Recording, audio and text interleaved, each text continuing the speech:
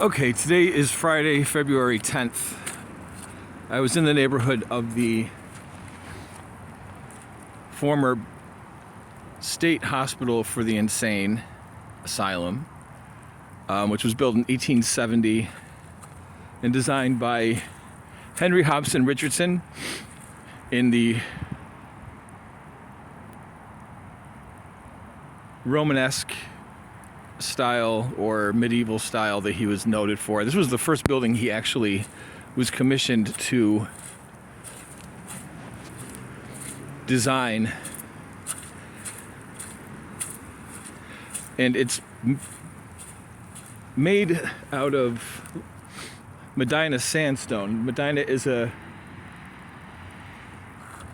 small little city about an hour north of Buffalo along the Erie Canal. So when they were building this building, they would have the limestone would have been quarried in Medina and sent here along the Erie Canal.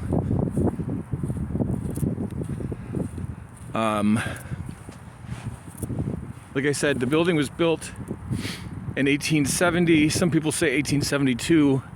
However, there's a cornerstone on this building that says 1869. So somewhere around there. And it was functional until 1974, I believe, when it closed for that building over there. Between 1974 and about 8 years ago, it sat vacant and rotting like most Buffalo buildings were at that time. Millions, tens of millions of dollars were dumped into it, and it's now a hotel. Just a portion of it, because it's too big of a complex. They couldn't possibly renovate the whole thing. There was enough money. It's also protected as a historic landmark, this whole complex, because the grounds were designed by Frederick Olmstead, who designed New York City's Central Park. He also designed 4 other parks here in Buffalo, this being one of them. And the idea was that mental illness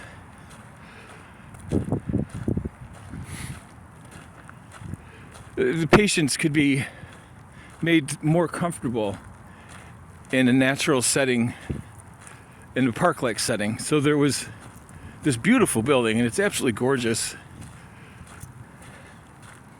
And Olmstead's Park. Of course, the only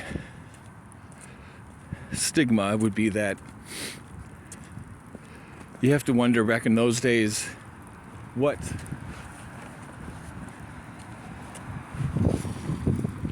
was mental illness. And pretty much anything out of the normal, anybody who was normal, who acted different. And if you came from a family of wealth and you needed to be hidden, you were sent to a place like this.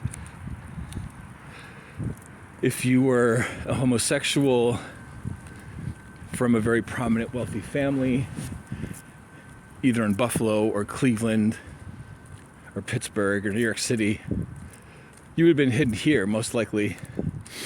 If you were a woman who was more modern and a free thinker, if she had the type of family that found that to be too much to deal with, they would have been sent here. So that's the unfortunate thing about these places, was that anybody who didn't fit the mold of that era, who was a little bit different, was considered to be mentally insane.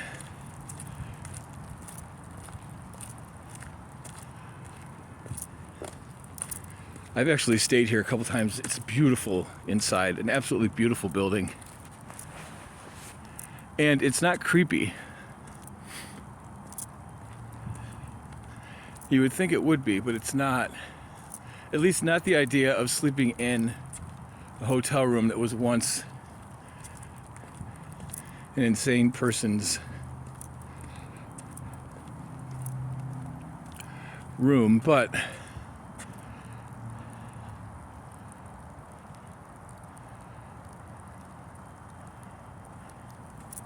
the rooms are very elegant, they're very modern, very high ceilings. And you can just explore. I mean, you can spend all day.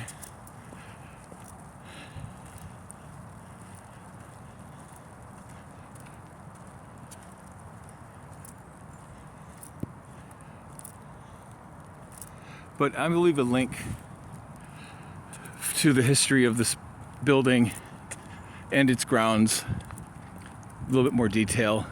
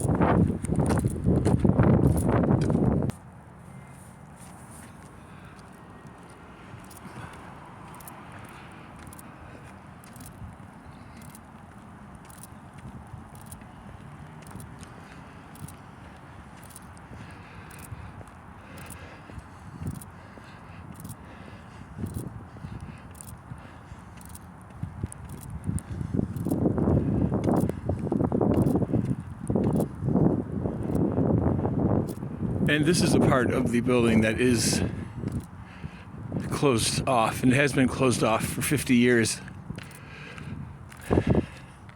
As the city grew, I mean, this building was built when Buffalo wasn't quite as large as it would become, but obviously there was the idea that it would be, because H.H.Richardson was from Chicago, and Frank Lloyd, Olmstead, and all those architects that came here in the late 1800s and early 1900s that designed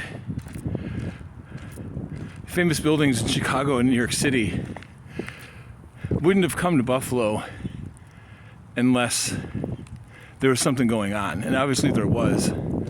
So as the city grew, they kept expanding, because I guess, with population growth, then you see more insane people. So wings kept being added. So if you look at the blueprints, it looks like a giant bat.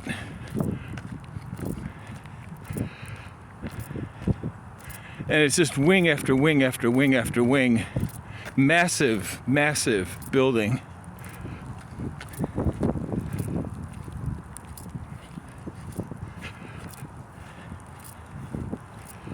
And I believe that because it's protected, it's a federal historic landmark.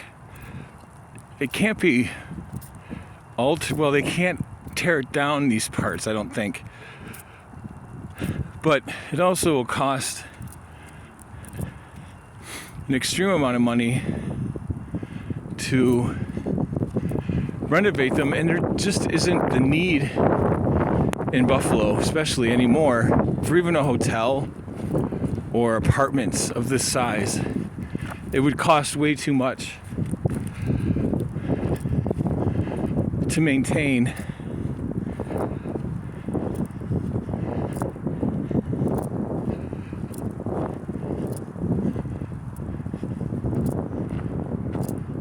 You know, in 1900, Buffalo had a population higher than it does today.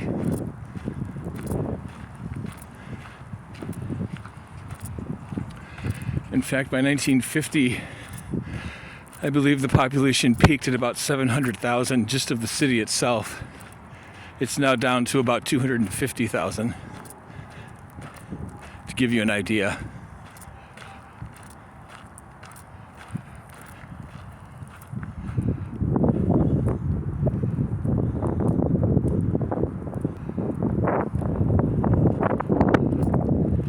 Now, where you see all these buildings, this was all part of the park, the grounds for the asylum.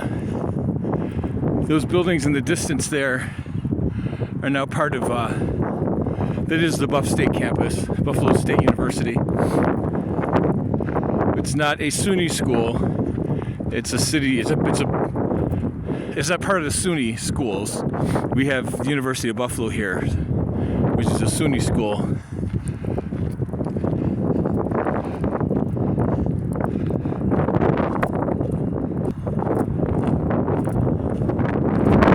It looks like they're doing something there, probably just to keep it from falling down.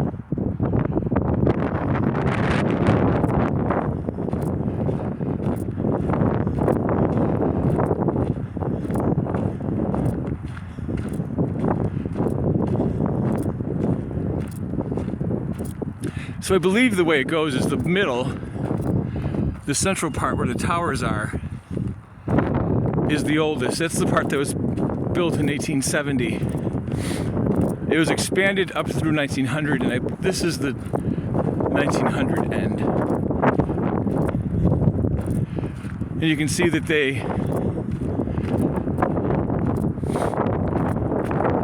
kept it looking matching as far as the aesthetic, but it has a very ominous look to it. In the front, we'll see in a minute, are like patios off the rooms that are completely gated in. It makes you wonder if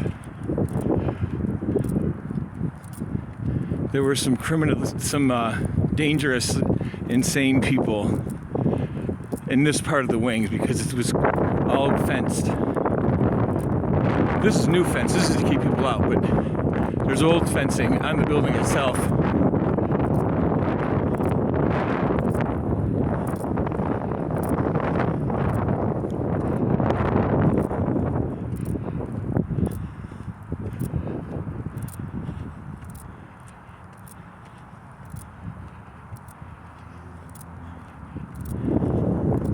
I don't know of any ghost stories. I don't know, honestly, if this place is considered haunted. Like I said, I stayed here a couple times for about 3 nights each time. And the only time I felt creeped out was the second time I stayed here. It was during COVID. It was a Sunday night. And I found out I was the only one on my floor, which I was the only guest in the hotel. And throughout the night, I would need to go to the ice machine, I was in the middle, and the ice machine was by the elevator, so it was a good walk. And the hairs would stand up on my body as I would walk down the hall. And I think, like I said, that was just knowing that I was the only one in there, and so any noise that was made was kind of creepy. And there was, I think once or twice, I ran back to the room from the ice machine just because I had that feeling. And once I was back in the room, it was fine. It went away. But the first time I stepped foot in this building, I saw what it would have looked like. I could see it in my mind's eye as I walked the halls. Not necessarily seeing it as it was at the time, but seeing it when it was an insane asylum. And getting an idea, visuals of patients in wheelchairs being pushed by nurses in long gowns, type of thing. I have this thing where I go into buildings like this for the first time and I just go nuts. Something draws me and I have to touch the walls, and I'm just pulled into whatever direction it wants me to go in.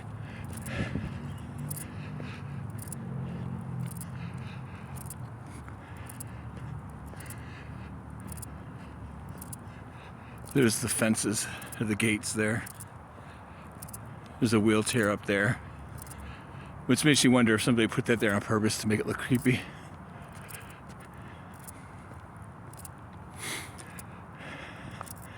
You know, and when this place was basically abandoned, however, the New Psych Center was always there. All the years growing up here, I never paid any attention to this building. I don't even think I even noticed it. I passed it enough, but paid absolutely no attention because it's set back off the street, and unless you're looking at it, you don't even see it. Even with the towers there.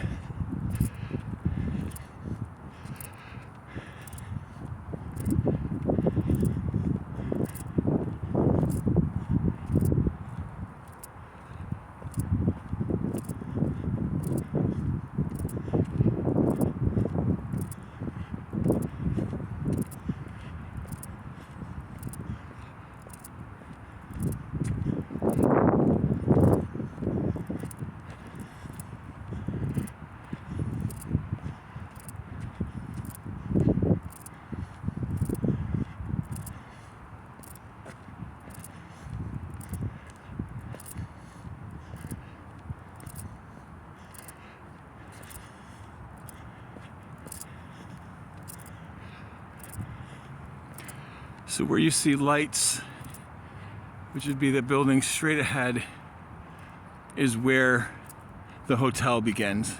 From here down there is all shut off.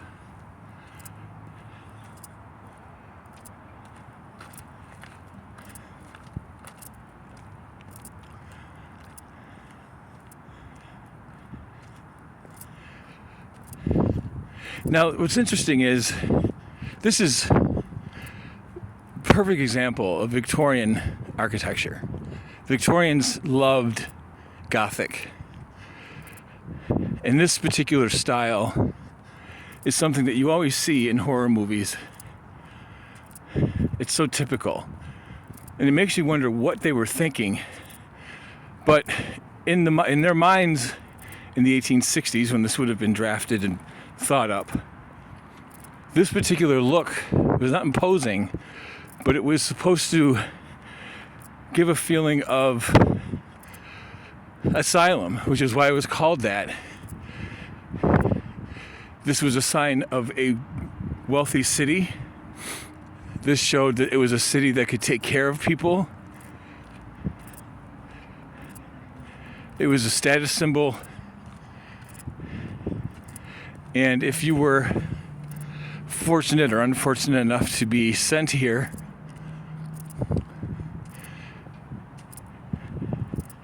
you would have seen it as a safe place. It would have looked safe, strong.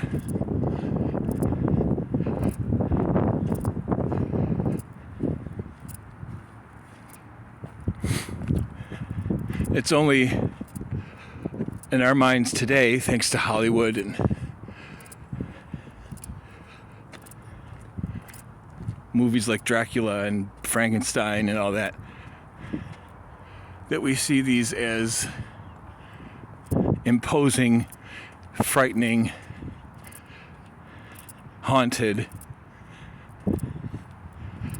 scary. And of course, you know, being educated and learning about a building like this puts all that away.